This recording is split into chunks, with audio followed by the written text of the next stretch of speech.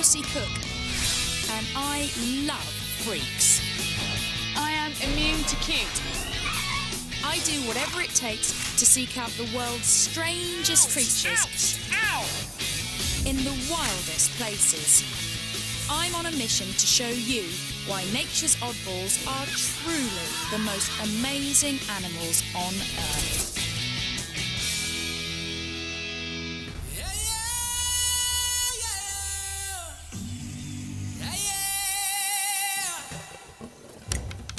Every year, 8 million tourists flock to South Africa to catch a glimpse of the animal world's superstars, the so-called Big Five. But I don't see why they should get all the attention. So I'm here to seek out the ugly, the weird and the overlooked, my very own odd five. They're animals so bizarre that their strange looks and habits are getting them into trouble. Yet their freaky stories are rarely heard. Maybe that's because they've got some rather challenging personal habits.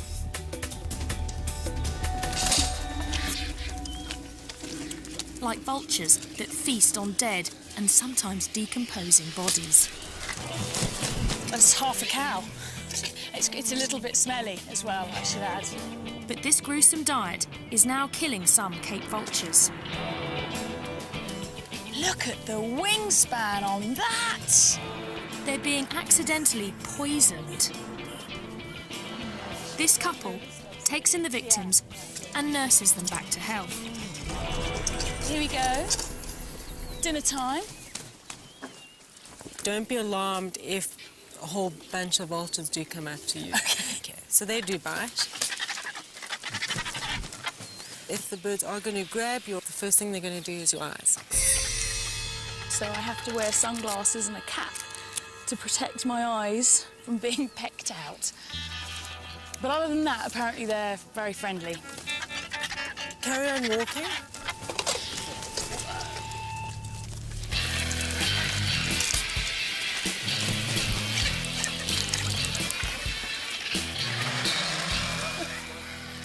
I love all the argy-bargy.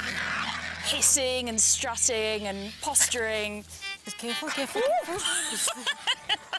Just had a finger. That is not for tea. Ayla over there, her speciality is to go in and quickly grab the liver. She loves the liver. Really? Just like Hannibal Lecter?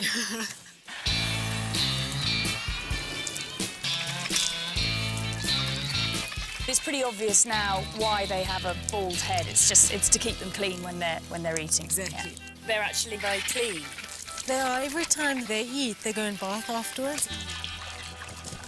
They're a bunch of neat freaks, and they make life safer for everyone else.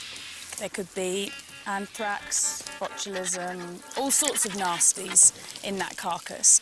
They don't get sick because they've got such an acidic stomach that their poo is a disinfectant. Theoretically, you could eat after a vulture's pooped on your hand.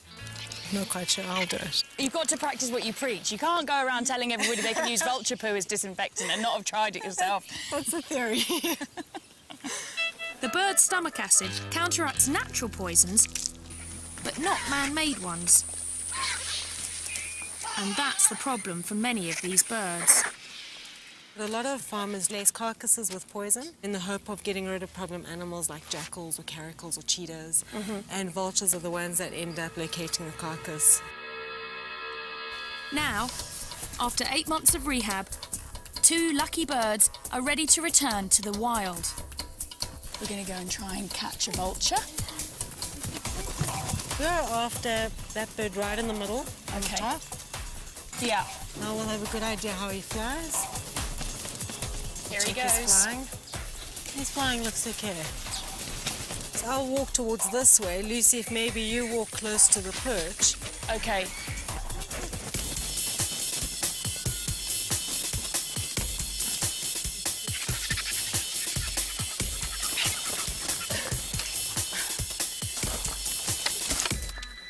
Well, he's quite a small guy. Do you want to try and grab him?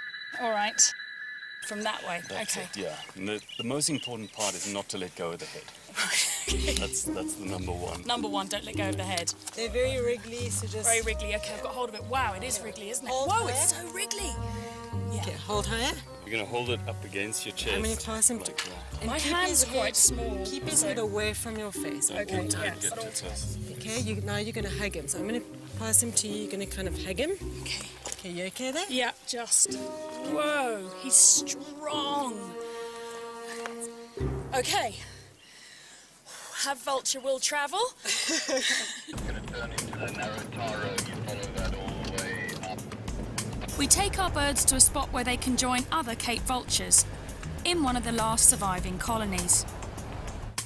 These birds only live in southern Africa.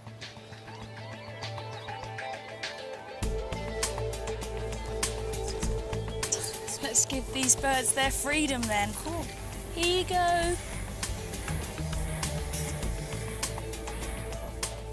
Time to go. There you go. Look, it's time to be free. This whole area, it's all for you again. I can't really believe it. No. There we go.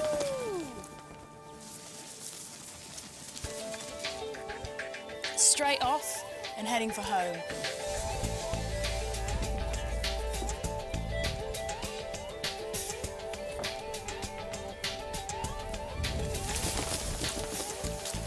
While many vultures nest in trees, Cape vultures are particular. He's heading straight for the cliffs.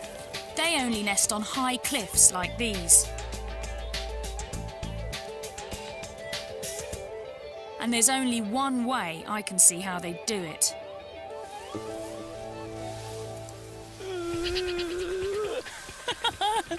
I'm a little bit nervous.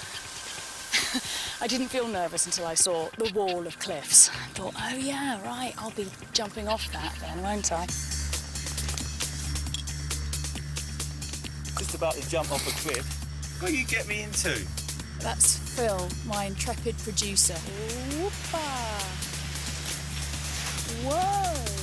Oh my word! Oh my God!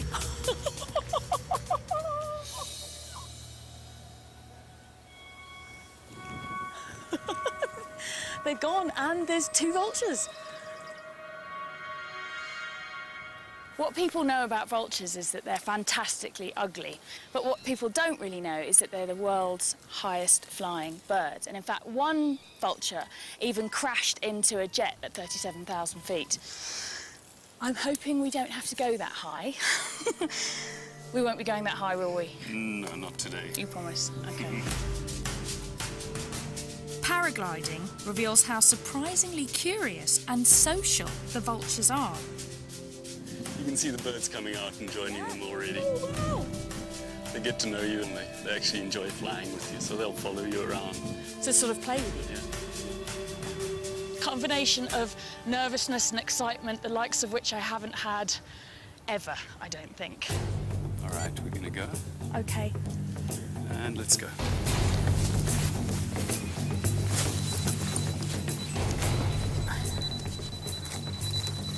All right, and rotate. Run. Yeah.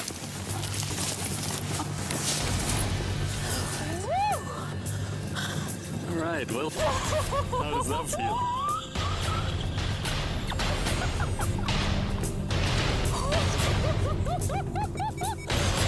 My knuckles are white. It's incredible, though.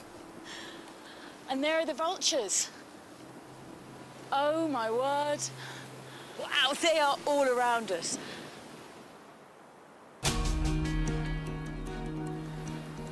And they do seem like they're hanging around with us, enjoying the ride.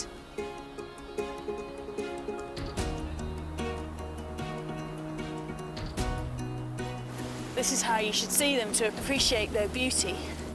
And their extraordinary skills.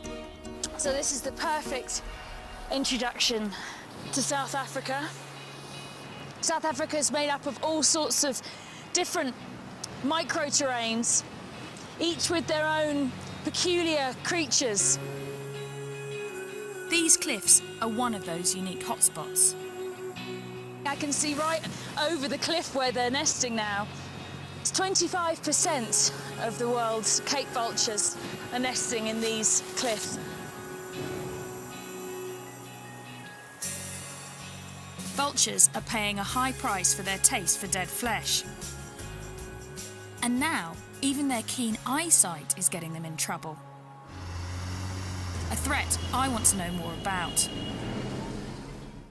There's a big muti market here. Muti is traditional medicine. And apparently, vultures are a popular ingredient. There's everything here, actually. There's a lot of herbs and plants, and then just a lot of unidentifiable bits of animal. Oh, this was a big snake. Python. It's a python. Is that a cheetah or a leopard? Here you've got a whole baboon. That's what. You've got a lot of stuff, haven't you? Yeah, there are a lot of stuff. This is the wings for the vulture. That's a wing of a vulture? Yeah. Oh my God. Okay. What's your best stuff? What's your biggest seller? Vulture brains. People want vulture brains. That's the big seller, is it? Yeah. How to use this one? You can make powder. Yeah. And then you can eat it. And Okay. then you can smell. It helps so you can see to the future, you can see what's coming, and they can give you this to open up your mind. Dimi was once a student of all this, and I've asked her to be my guide. Also, it's good for gamblers. Yeah, it's good for the lotto. The lotto number. Lotto number. Right, okay. As if it wasn't bad enough that they got farmers poisoning them, they're also getting their brains sniffed in order to win the lotto. The belief is that the traits of the animals transfer to the buyers. The vulture's got amazing eyesight and makes you be able to sort of see into the future. Dimi, can you help me? Does he understand that the vultures are endangered and that there's not many vultures left? Okay, ufungwazi ukuthi mhlambe ngevulture wangifana noma usala ngembuzi nge-A1. Yeah, I know. Yeah, it's true. But it's a business. Yeah. It worries him, but it's a business.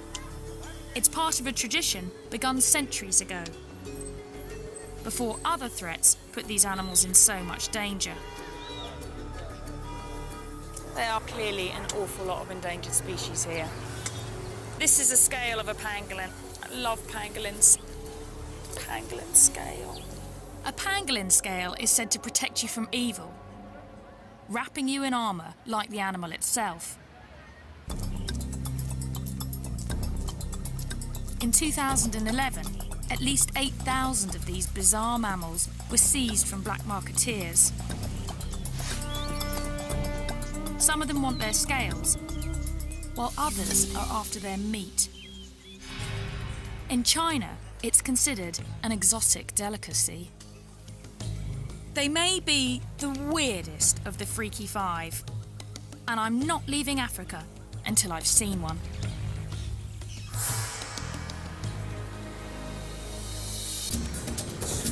Finding a pangolin is turning out to be a real challenge. So I've been kidnapped by Louise Joubert. She's got my favourite animal, which is a pangolin, which is a funny little scaly anteater with a very, very long tongue and a very smelly bottom. But Louise seems determined for me to see the big five first.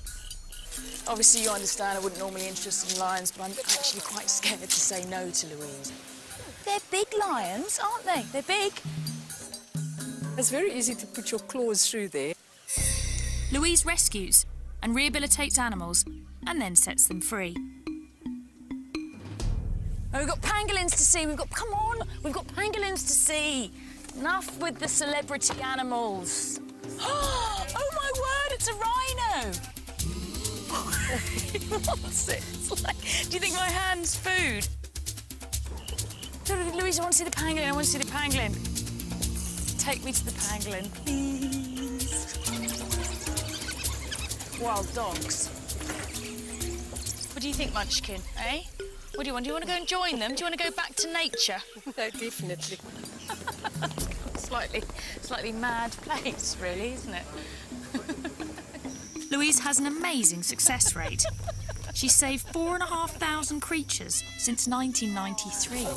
Slightly nervous as to what's going to be inside.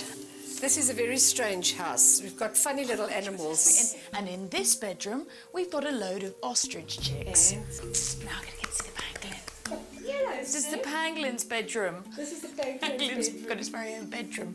This is the penguin's teddy bear.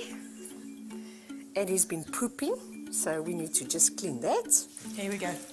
Sid, you stink. I could camp out in the African bush for months and never see a pangolin.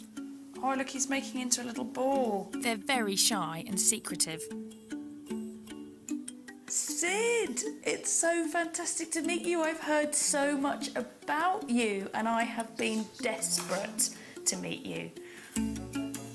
Oh, he's so strange. His funny little ears. They've got very poor eyesight, apparently, but they've got a very keen sense of smell. And he's like a little pine cone, aren't you, Sid?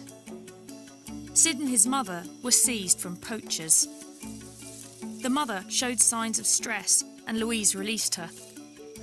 Now she is Sid's mum and has to make sure he learns to survive in the wild. We're on our way to go and find some termite mounds because Sid needs to learn to eat termites. He's an anteater, termite eater. You reckon this is a good one? Pangolins are super specialised for eating termites, with sticky tongues as long as their bodies, and claws that can dig through concrete. Those termite mounds are really hard, so you can see why he needs to have these really big digging claws. We might have termites in there. Yes. Oh. Am I doing this right? Yes, there's the first termites coming out. There's one there. Oh, come on, yeah. I know you don't want to be eating his breakfast. OK, let's try the termite, Sid.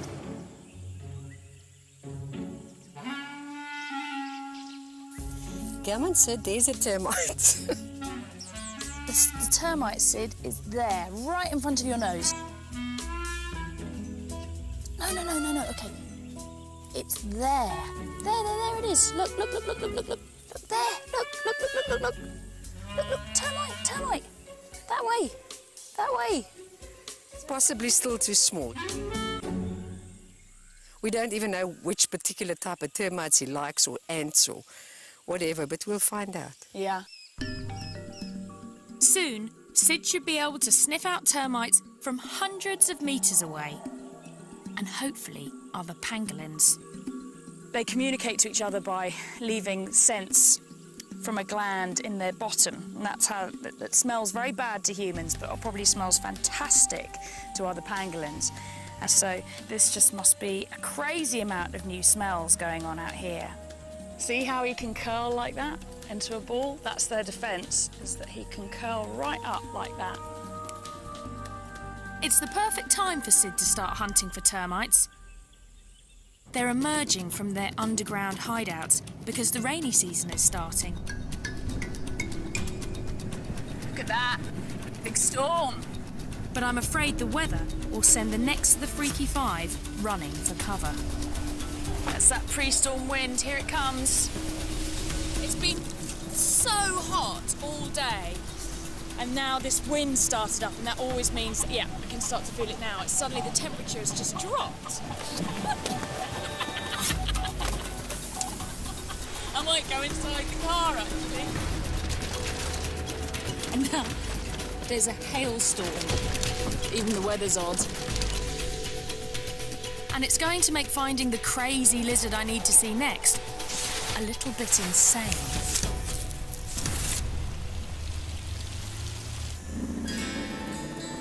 Let's go find some sun gazers. We've travelled in search of this incredibly rare lizard, and hardly anything is known about it, except for the fact it's called a sun gazer.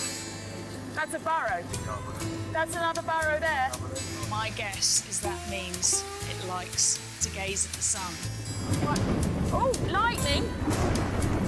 There's no sun gazers, but there's a lot of lightning. If we were looking for lightning gazers, we would have chosen the perfect day. Sun gazers sell for crazy sums on the illegal pet market. Rain! Rain! And I want to see what's making them so popular and getting them into trouble. The lizard guys are here. I've got 3 experts to help me coax a sun gazer out of its hole.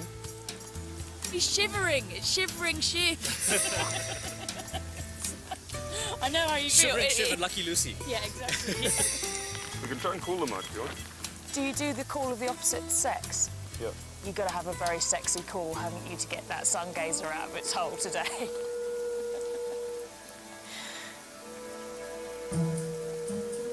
It's coming out. No way.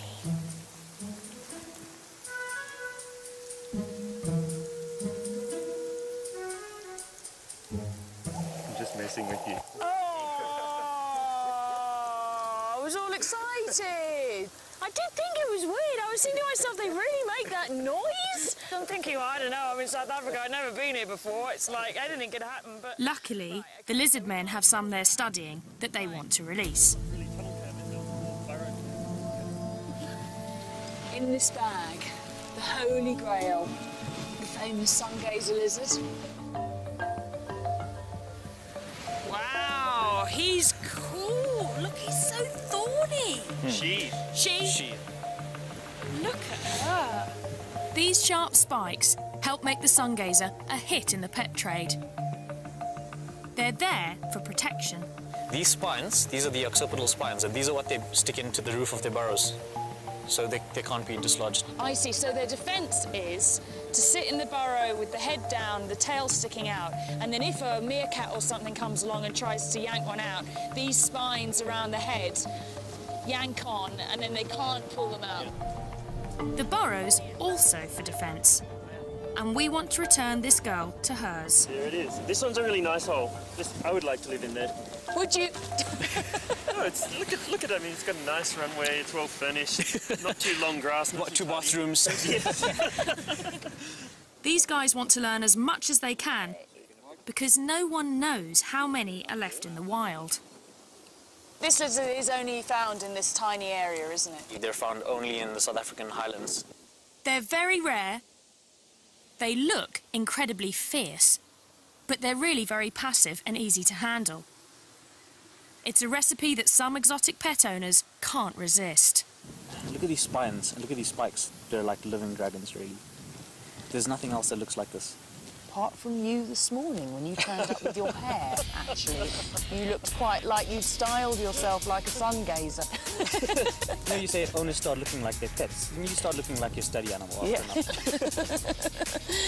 OK, well, listen, madam, you're going to go off and you're going to find yourself a boyfriend and make lots of little baby lizards. Go! On your marks. Get set. Go! Go on, girl. Go on. Yeah. You like lizards quite a lot though, don't you, Shiv? Very much. Yeah, because I've seen your earring. Bit of a giveaway. Yeah. When you get into a project like this, you want to be the saviour, kind of. I think you'll be the saviour of the lizards. Well, I hope so.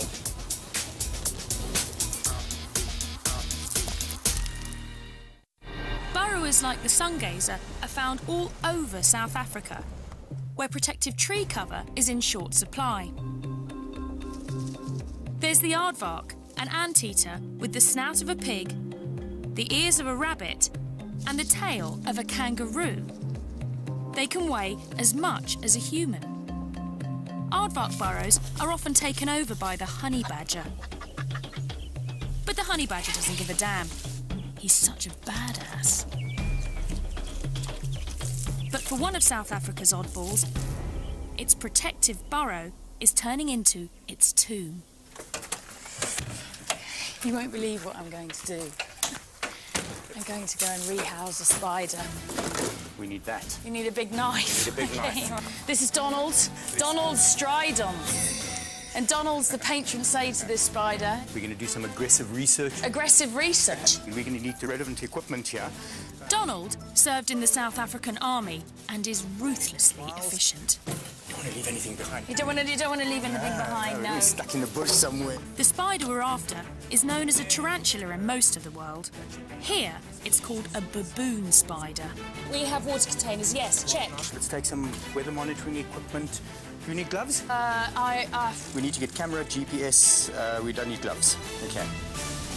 Spider safari. Yeah.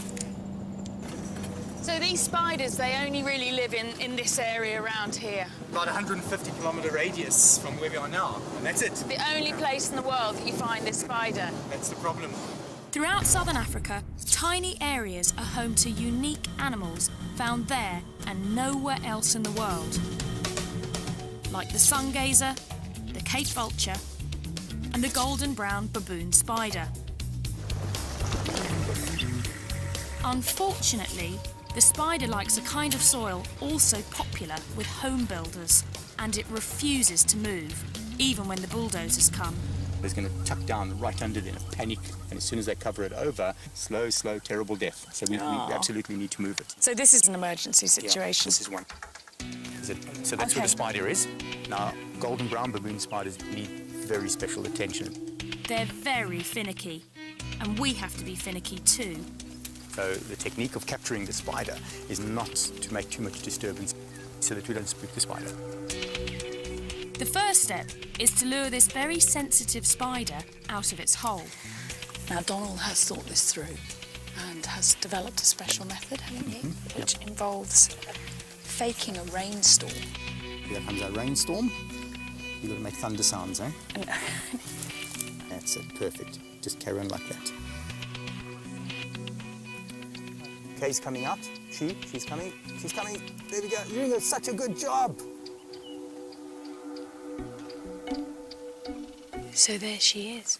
South Africa's fussy freak emerges. Okay, so Donald's actually blocking its entrance with the knife so that it's now trapped in its porch, basically. It's probably about a 15-year-old spider. 15-year-old spider? Okay, Who knew? In 15 years, she hasn't really left that burrow. Wow, okay, so this is a big moment for this spider. Try and get this with my camera. You've got to be so gentle with them. The hair is covering the body. Every about 20th hair is a sensory hair, so they touch things and feel things with that here. There we go, beautiful. She's lovely. Wow.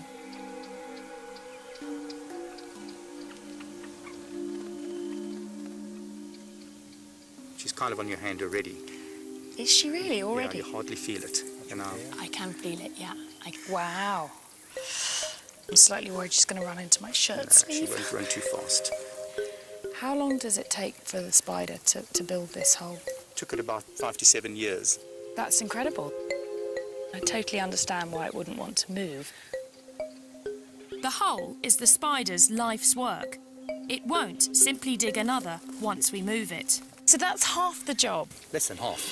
We need to get a mould of that hole. If you don't shake it properly, it doesn't foam nicely. Yeah. Now Donald is making it his life's work to figure out exactly what the spider likes. That's it. Ooh. Okay, we need to get a GPS reading here. We need to get weather conditions. Donald's quite serious. 4 degrees, 22 minutes. So how many spiders do you think in total there need to be relocated here? Well, looking at the map and how many houses are going to be built here, with each house there could be at least maybe 2 or 3 spiders. So multiplied by 200, 300 houses. It's a lot of work. Donald could end up doing this 1,000 times. Meanwhile, our finicky baboon spider still needs a new home. We should use this area. This is our spider's home. This is what was underneath. And we're going to start making a hole for her in the hope that she'll continue and make the rest of the boot. Yep, exactly. Okay, so what direction? We were 24. What do you say about that spot? Donald has learnt to be as fussy as a spider, having to try and rehouse. How many have you tried, and I hate to say failed, but I mean it's... Probably about close to 50 that we've worked with. 50, yeah. 50. Of the 50 spiders, just one has accepted its new home. Right. We have a whole bunch here that we have in captivity. They're all waiting for homes. So until we find what the recipe is. And you've got to be very careful about what you're doing here, ma'am. Really? Lucy, yeah, you're scraping the hole wider and wider. That's no good. You see what you've done there? You've messed it. I have... Oh, my God, I've ruined it. So I have to start a new hole. Okay, now look what I'm doing. The spoon has been taken away from me and handed back to the master. There's only one master. That's the master. Such love. Would you like to do the honours? I would love to do the honours. So I'll just put it straight into your hand. Okay. She is a really beautiful spider, actually. Okay, so I'm going to try her face first. Oh, let's see if she accepts it. You got a new home. You just realise there's something there. There's something there. So we can just guide her. We'll have to guide her because it's not at home. She can accept into it. Your hole. Hey, she's accepting it. Well done. Excellent. That's so cool. I'm so happy. If all goes well, she'll be here for another decade, where her reclusive life won't get her into any trouble. Well, only another 999 to go. I'm betting Donald will move every single one.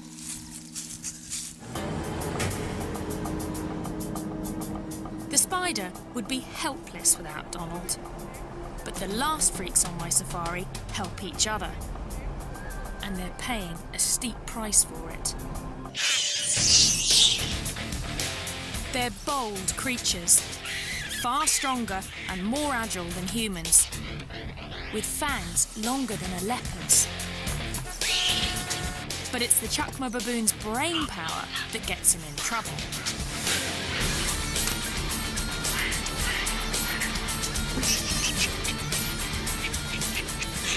They can work together in raiding parties of as many as 100. Not the kind of creature you want to come home to. Unless you're this guy. Yeah, that one looks like he's really quite pleased to see me. The penal display. Just go inside. Go inside? Yeah. Okay, all right. Hello, guys. Matthew and I are becoming friends, aren't we, Matthew? Yeah? You like what you see?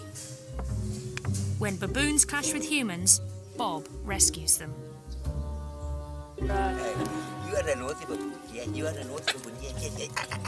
I've only just met Bob, but he seems to be half baboon himself. I've been prepped on. Oh, God. Once you're back home, you're going to miss the smell. Really? Do you know what, Bob? I struggle to believe that. So where did these babies come from? Matthew had been saved from a tribal medicinal trade. Others were orphaned when their mothers were shot. They've had a narrow escape, haven't they? Today, many of Bob's baboons are supposed to go back to the wild. But it's something he's never tried to do before. I'm going to help relocate almost 20 baboons.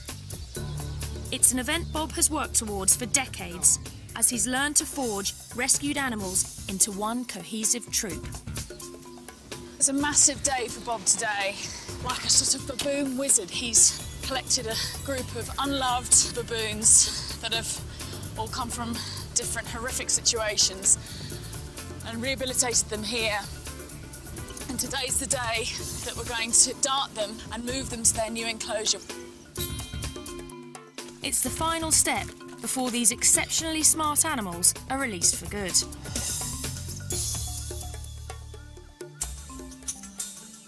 Oh, here they are. Wow.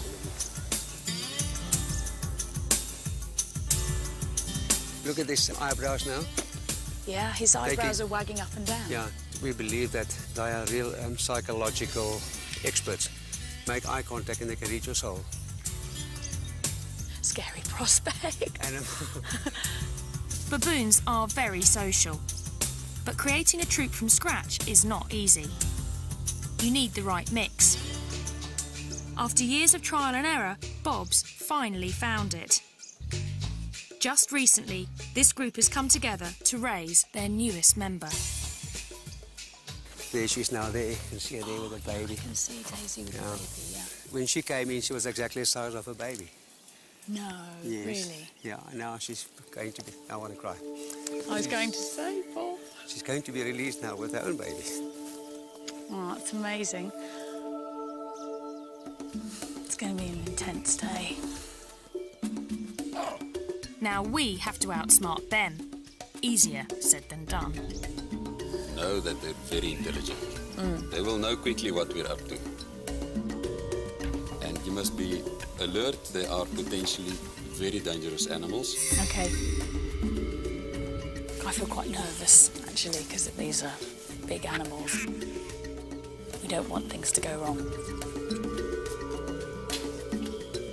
First, we lure the animals into a smaller enclosure to sedate them. He's going. Look at that. Is he going to go in? Looks like a shoulder. He's gone in. One of the lead males that we really wanted to get into the cage early on, we've got him in the cage.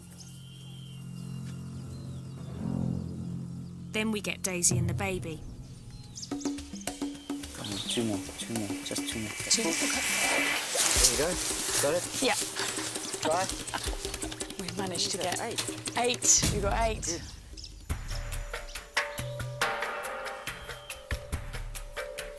He's so jittery about seeing a gun, you know, because they've been shot at so many times. And Some farmers here shoot to kill any baboon they spot on their property. We want to capture the big male first, or he could make things more difficult.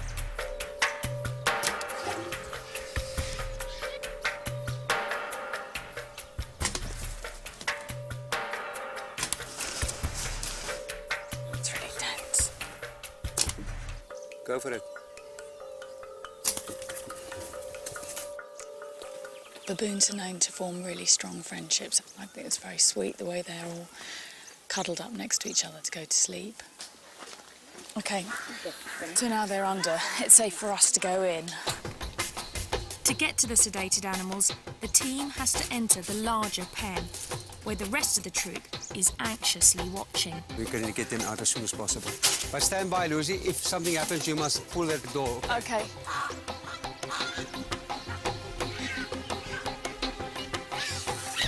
Hear that? The minute that the baby starts crying, they will... Oh, they can tell something's going on. Yeah, they're going crazy because it's the baby.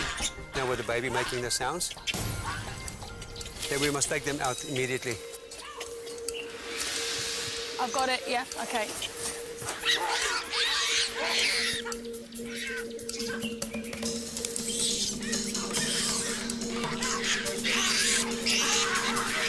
We take away their leader, and the troop really goes berserk.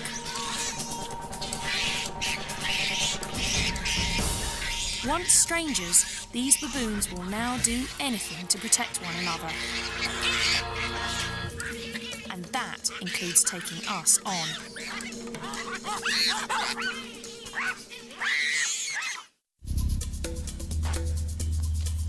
It takes half a day, but we manage to sedate the troop. OK, there you go, Bob. Let go. Let go. Yep, OK. He's left a message behind. Each gets a thorough medical checkup to make sure it's healthy enough to survive in the wild. It's a lot softer than you'd expect, given that they walk on their hands all day long. Baboons have evolved to forage on the ground because of southern Africa's lack of forest. Some think that's also why they have such huge canines, to fend off predators. Whoa, look at that. This is for the canine. If you feel the back part of it here. I will check. I can feel that. Behind that tooth is razor sharp.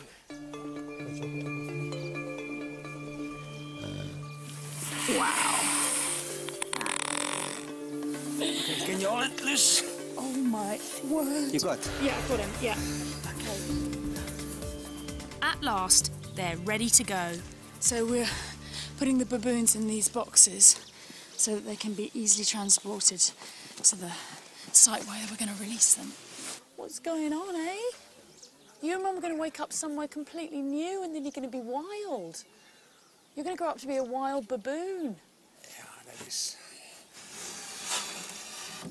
Okay, there we are. Right. Well done. First stage, all good. Bob has found the baboons a home on a nature reserve 80 kilometres from the nearest town. This is the new home. Have you chosen baboon heaven? Absolutely. This is the ultimate baboon habitat. Yeah. We need to make sure the baboons will stay together. So we'll first release them into a temporary electrified enclosure. That's just so that they get used to this area and stay as a group. And then, after a couple of weeks, I'll turn the electricity off, build some bridges so that they can then expand beyond the fence, and then eventually the fences will come down and it'll just be them in the wilderness. Here comes the big boy. Look at them pulling in the pipe. The baboon's got hold of the pipe. 19 baboons in these boxes that would have died or led some horrible, grim existence as pets. And they are about to have their first taste of freedom. And everybody's very excited. No one here has ever done this before. We've got Daisy and the baby in here, and they're going to go in first. Are you guys ready? Yeah. Here comes Daisy, guys. Here comes Daisy. Woo! There she goes. They're kind of looking around like, what the hell happened there? 3, 2, 1.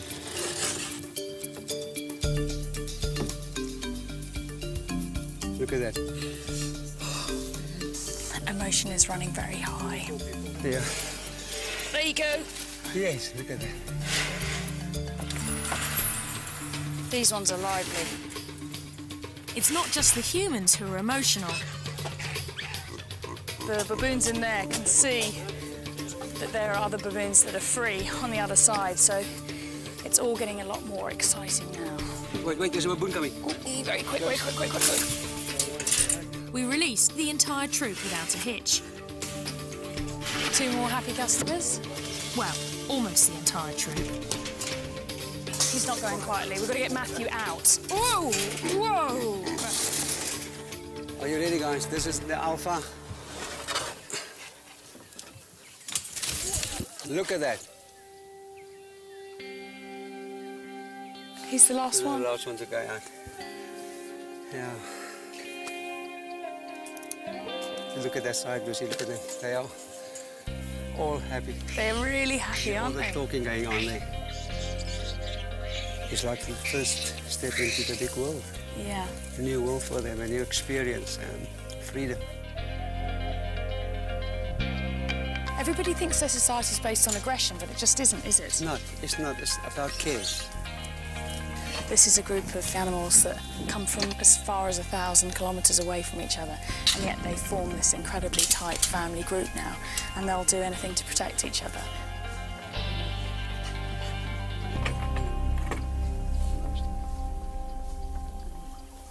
Oh, it's hard. You can't not be moved by this, can you? You know, it's like, it's an amazing, amazing moment. To survive in the bush, these baboons will need every bit of their extraordinary ingenuity. But here, they'll be far away from the human influence that turns their strange asset into a liability. Like the rest of South Africa's Freaky Five, their oddness works in this wilderness. And it's here we can see they're all as wonderful as they are weird.